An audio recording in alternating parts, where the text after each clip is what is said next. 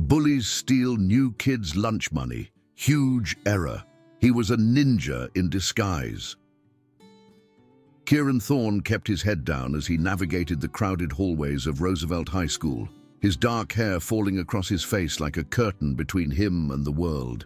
3 weeks into his transfer from Oregon, he had already established himself as the perfect target.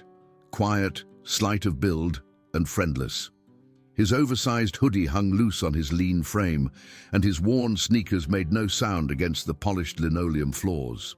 What his classmates didn't know was that Kieran had spent the last 8 years training in traditional ninjutsu under his grandfather, a former Special Forces operative who had learned the ancient arts during his military service in Japan. The discipline, the stealth, the deadly precision, all of it lived beneath Kieran's unassuming exterior like a coiled spring waiting for the right moment to release. But that moment hadn't come yet. His grandfather's teachings echoed in his mind. A true warrior fights only when all other options are exhausted. Violence should be the last resort, not the first response. So Kieran endured the shoulder checks in the hallway, the whispered insults, and the cruel laughter that followed him from class to class. The trouble had started on his very first day when Bryce Kellerman, a towering linebacker with sun-bleached hair and a permanent sneer, had decided that the new kid needed to learn his place in the Roosevelt High hierarchy. Bryce ruled the school with an iron fist, flanked by his loyal lieutenants, Mason Torres, a compact wrestler with angry eyes, and Derek Hawthorne, whose family's money had bought him everything except personality. "Look what we have here," Bryce had announced during lunch that first day, his voice carrying across the cafeteria like a challenge. Fresh meat. Kieran had simply gathered his things and moved to another table, ignoring the eruption of laughter that followed. He told himself it was strategy, not cowardice. "Pick your battles," his grandfather always said. This wasn't his battle, yet. The pattern continued for weeks. Bryce and his crew would corner Kieran in the bathroom, demanding his lunch money with mock politeness. "Nothing personal, Thorne," Bryce would say with that trademark sneer. "But new kids need to learn how things work around here." They'd trip him in the hallway, sending his books scattering across the floor while other students stepped over the mess without a second glance. In the cafeteria, they'd bump into him just as he lifted his lunch tray, sending food cascading down his already shabby clothes. They'd mock his thrift store clothes and his quiet demeanor, turning his very existence into a source of entertainment for their growing audience of followers who laughed along to avoid becoming targets themselves. The worst part wasn't the bullying itself, it was the silence of everyone else. Teachers looked the other way when Bryce's voice rose in the hallway. Students pretended not to see when Kieran was shoved into lockers. Even the so-called good kids, the ones who probably felt sorry for him, kept their distance to avoid becoming targets themselves. Everything changed the day Kieran noticed Emma Chen in his advanced chemistry class. She was beautiful in an understated way, with intelligent dark eyes and a gentle smile that she shared freely with everyone except the popular crowd. Unlike most students at Roosevelt, Emma seemed to see past the social hierarchy that governed high school life. She was kind to the outcasts, patient with struggling classmates, and completely unimpressed by Bryce Kellerman's attempts to charm her.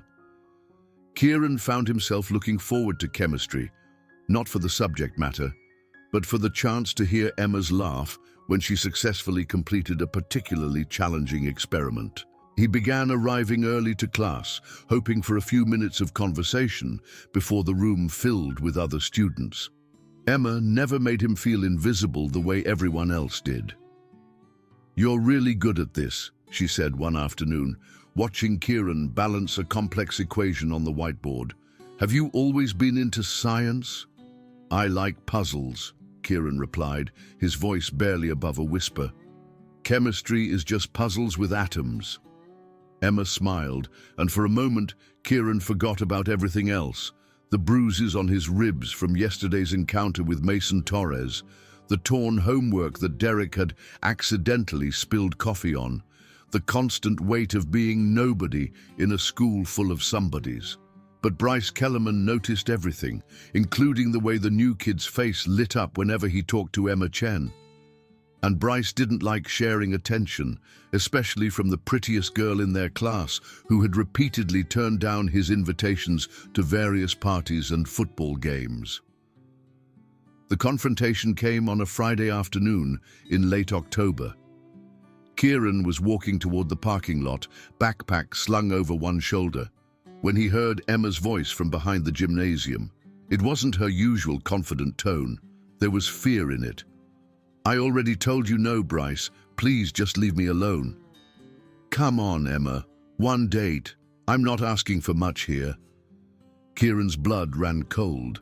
He dropped his backpack and moved silently toward the sound of voices. Every lesson his grandfather had taught him about stealth and observation suddenly flooding back.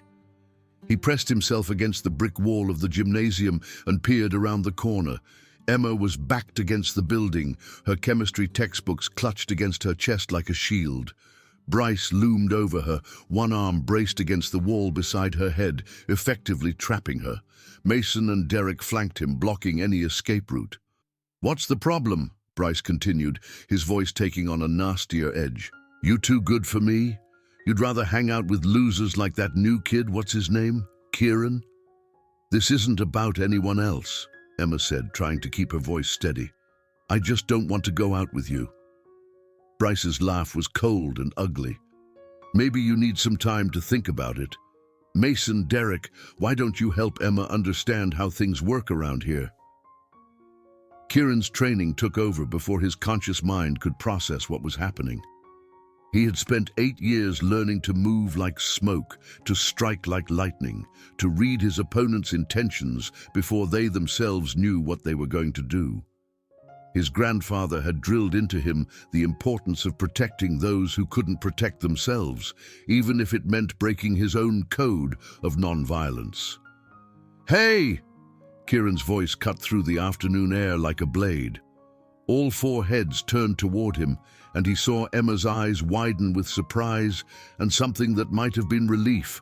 Bryce straightened up, his familiar sneer spreading across his face. Well, well, look who decided to play hero. You picked the wrong day to grow a backbone, Thorn." "Let her go," Kieran said, his voice calm and level. He stepped out from behind the corner, and for the first time in 3 weeks, he wasn't trying to make himself invisible. His posture was different, straighter, more balanced, ready for anything. "Or what?" Derek laughed, taking a step toward Kieran. "You'll cry at us?" Kieran's eyes never left Bryce's face. "I'm only going to ask once more. Let her go." "You know what? I'm getting tired of your attitude," Bryce said, nodding to Mason and Derek. "Why don't you teach our friend here some manners?"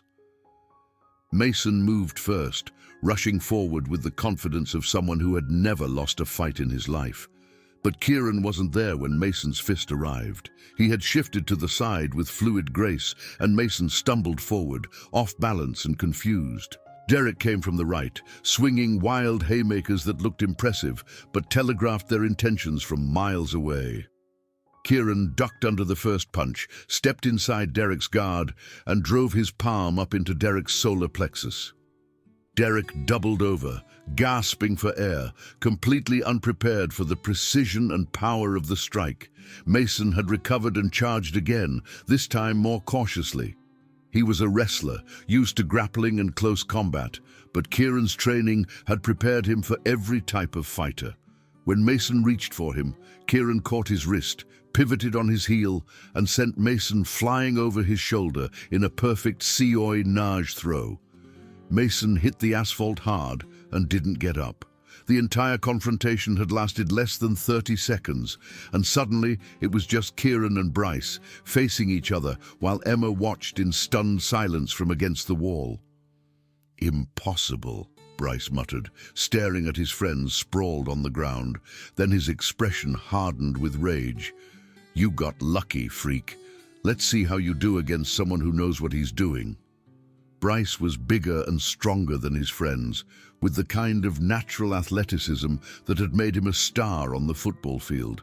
but strength without technique was just brute force, and Kieran had been taught to turn an opponent's power against them.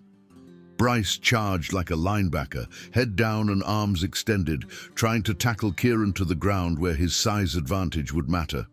But Kieran wasn't where Bryce expected him to be.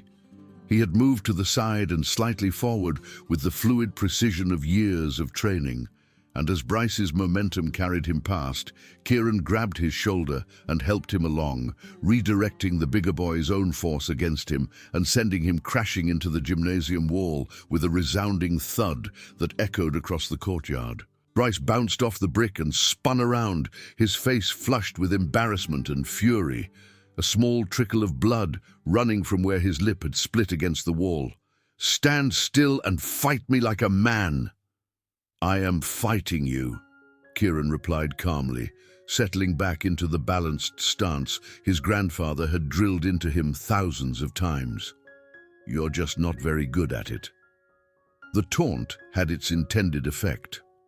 Bryce abandoned any pretense of strategy and came at Kieran with wild, telegraphed swings, putting all his strength behind every punch like a street brawler who had never faced real opposition.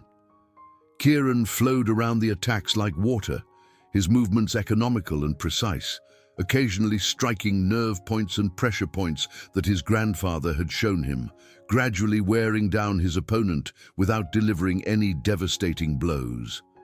Each strike was calculated, a tap to the floating ribs that made Bryce gasp, a quick jab to a pressure point that numbed his left arm temporarily, a perfectly timed block that sent shockwaves of pain up Bryce's forearm.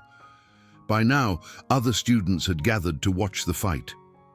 Word had spread quickly through the school that someone was actually standing up to Bryce Kellerman, and kids were running from all directions to witness the impossible.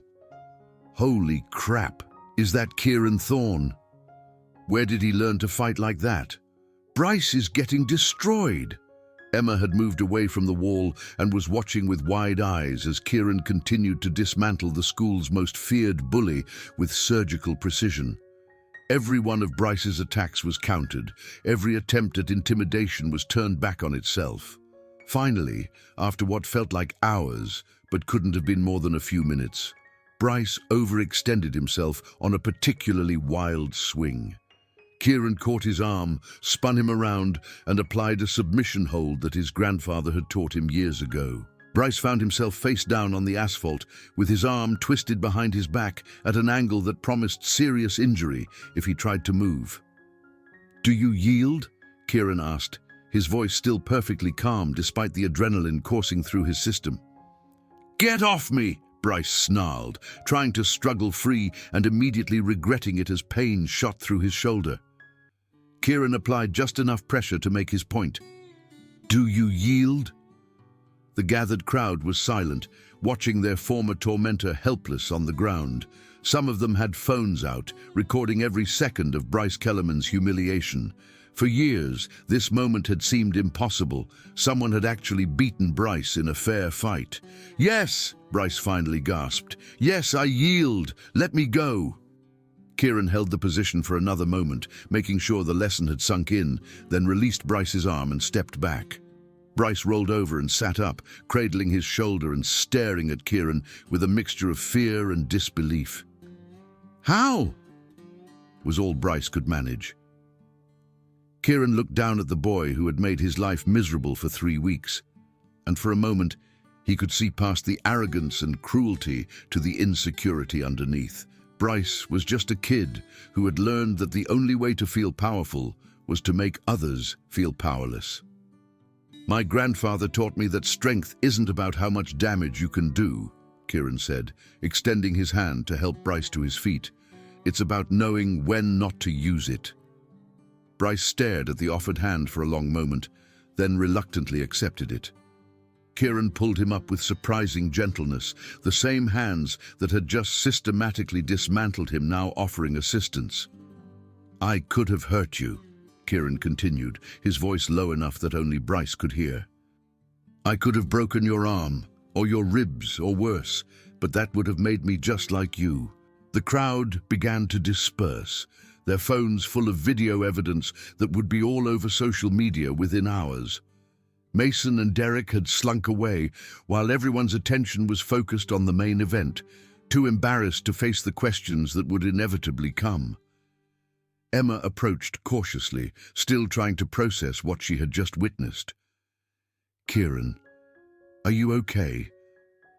He turned to face her, and she saw something in his eyes that hadn't been there before, not arrogance or cruelty, but confidence.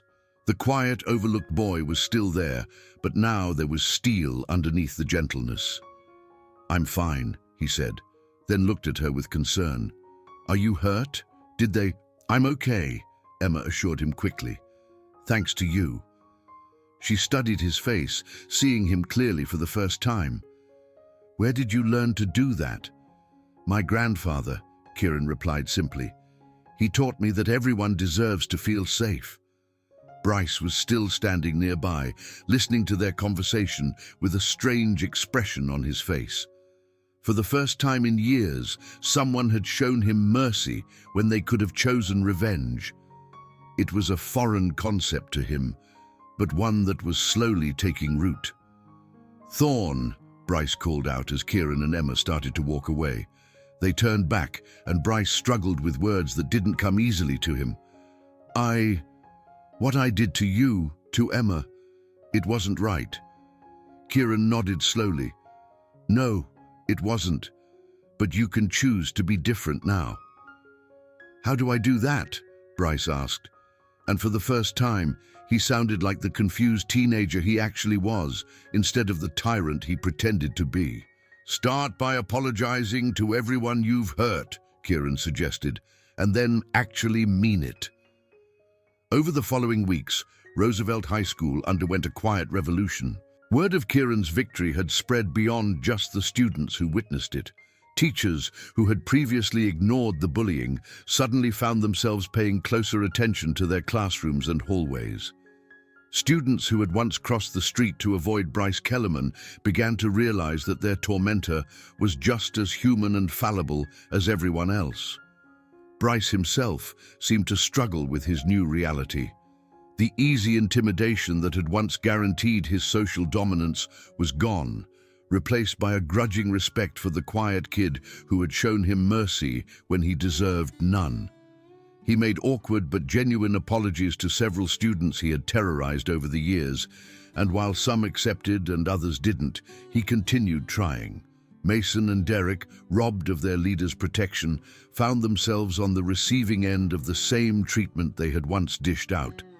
But the cycle of bullying seemed to be losing its power at Roosevelt High, as more students followed Kieran's example of standing up for others without becoming aggressors themselves. Emma and Kieran's friendship deepened into something more meaningful. They spent long afternoons in the chemistry lab, working on extra credit projects and talking about everything except the fight that had changed both their lives. Emma learned about Kieran's grandfather, who had passed away the previous summer and left his grandson with both incredible skills and the wisdom to use them responsibly. She discovered that Kieran had moved to Roosevelt because his parents thought a change of scenery would help him cope with his grief. But instead, he had found himself more isolated than ever. "I keep thinking about that day," Emma confessed one afternoon as they carefully measured compounds for their latest experiment. "The way you moved, it was like watching someone become completely different in an instant." Kieran's hands stilled over the beaker he was holding. "I never wanted anyone to see that side of me. My grandfather always said that true strength should be invisible unless absolutely necessary." "But it was necessary," Emma said firmly. "You saved me from something I couldn't save myself from, and you did it without becoming like them." "I used to think being strong meant never getting hurt," Emma confided one afternoon as they balanced equations on the whiteboard. "But you got hurt for weeks before you fought back. That takes a different kind of strength." Kieran smiled, remembering his grandfather's weathered hands, teaching him to find balance in all things. He used to say that anyone can throw a punch, but it takes real strength to know when not to. The transformation wasn't complete or perfect. High school social dynamics don't change overnight, and there were still plenty of students who preferred to look the other way rather than get involved. But something fundamental had shifted at Roosevelt High School. The culture of fear that Bryce had cultivated was cracking, replaced by a growing understanding that strength came from protecting others, not dominating them. As spring arrived and Kieran's first year at Roosevelt drew to a close, he found himself reflecting on the journey from invisible outcast to reluctant hero.